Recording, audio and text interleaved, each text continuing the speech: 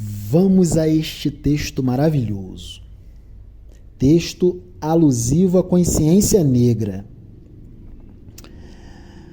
As preliminares. Deus, ó Deus, onde estás que não respondes? Em que mundo, em que estrela tu te escondes? Embuçado nos céus? Há 2000 anos te mandei meu grito, que em balde desde então corre o infinito. Onde estás, Senhor Deus? Antônio Frederico de Castro Alves. Das origens da nossa desigualdade social. Duas informações e algumas considerações fundamentais para a compreensão do Brasil contemporâneo, por demais pertinentes, ainda mais neste contexto de conscientização à importância da consciência negra. Recuperemos nossas memórias das lições escolares do ensino médio. Fundamentais lições. 1. Consultando a inteligência de Arthur Bispo dos Santos Neto, em Capital e Trabalho na Formação Econômica do Brasil, editora Instituto Lucas, São Paulo, 2015, retornemos às relações sociais em vigência nestas terras há cerca de 5 séculos para trás, 500 anos atrás. O desenvolvimento do capital no território brasileiro passou pela mediação da empresa colonizadora. O movimento imigratório perpassa e atravessa tanto a força de trabalho quanto a personificação do capital, porquanto houve transplante de massas tanto do lado da força de trabalho escrava, quanto da complexa rede comercial formada de imigrantes, aventureiros, religiosos e empresários ávidos de lucro. Um processo permeado por contradições em que a personificação do capital se acha tanto na figura do comerciante quanto na figura do senhor de escravos. A instalação do complexo açucareiro e dos demais complexos econômicos em território brasileiro acarretou a necessidade de o capital mercantil transcender a condição de componente exclusivamente relacionado ao movimento mercadológico que norteava suas relações no Oriente, para dedicar-se também ao reino da produção. A transformação do Brasil numa colônia de exploração revela a relação existente entre circulação e produção de mercadorias. Nesta relação, o capital mercantil surge como elemento norteador da atividade produtiva.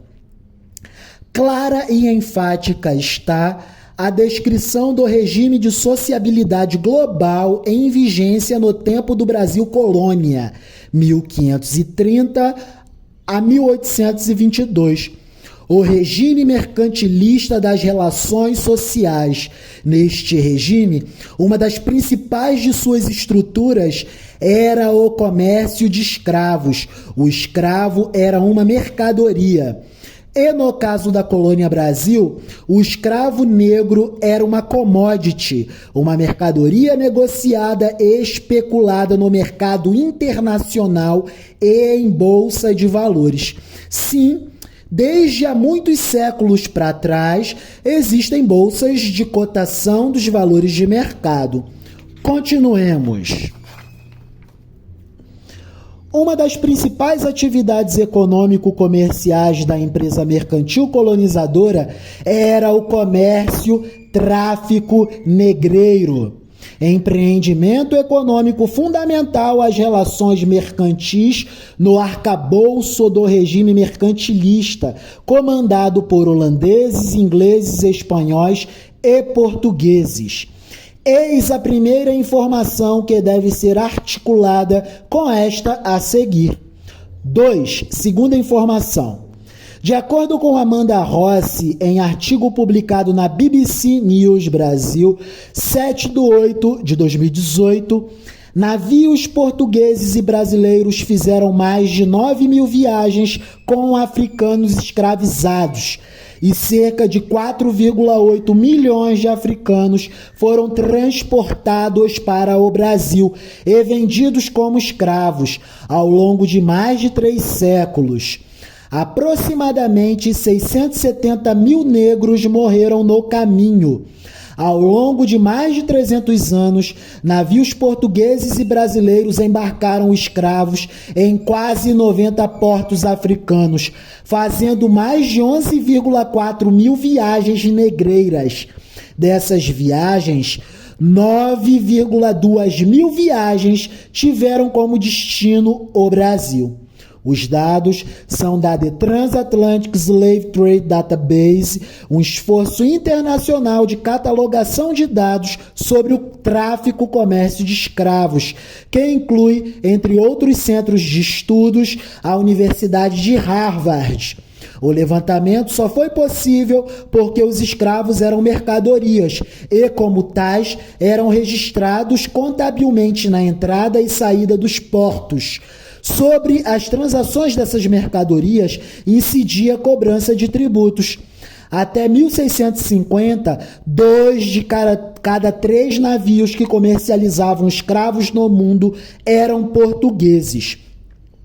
O diálogo entre essas duas informações, a primeira sobre a descrição do mercantilismo colonial e a segunda sobre o transplante de africanos vendidos como escravos aqui na colônia Brasil, esse diálogo, incorporado de um terceiro elemento, que foi a transição abrupta e sem amortecimento econômico do trabalho escravo ao trabalho livre assalariado, quando da abolição da escravatura no Brasil, nos ilumina a compreensão para a relação entre o perfil da nossa desigualdade social atual e o modo como se deu o fim da escravidão brasileira, completamente desamparada de políticas públicas assistenciais aos negros recém-libertos nos fins do século XIX. Aspas. A abolição da escravatura foi o acontecimento histórico mais importante do Brasil após a proclamação da independência em 1822. No dia 13 de maio de 1888, após 6 dias de votações e debates no Congresso, a princesa Isabel assinou a Lei Áurea, que decretava a libertação dos escravos no país.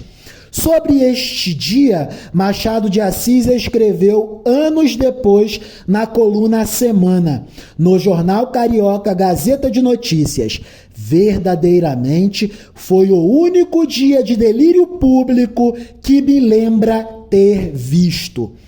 Essas narrativas históricas são fundamentais para o entendimento de assuntos como periferização e favelização das grandes e principais cidades brasileiras, mercado de trabalho, economia e as relações sociais no mercado brasileiro. Para entender, por exemplo, o porquê de o mercado de trabalho informal e precarizado ter sua maior fatia composta por negras e negros, é necessário acessar antes as informações aqui trazidas neste texto. Para entendermos o porquê de a nossa economia ser extremamente precarizada, mesmo num contexto de um país rico de recursos naturais, de recursos econômicos substanciosos para sermos potência, para entendermos o porquê da nossa pobreza, precisamos compreender o modo como se deu o fim da escravidão nestas terras, no nosso amado Brasil. É isso, vamos compreender inteligentemente o porquê de sermos tão pobres, já que vivemos num país tão rico de recursos naturais. É isso. Viva a cultura, viva o letramento cultural.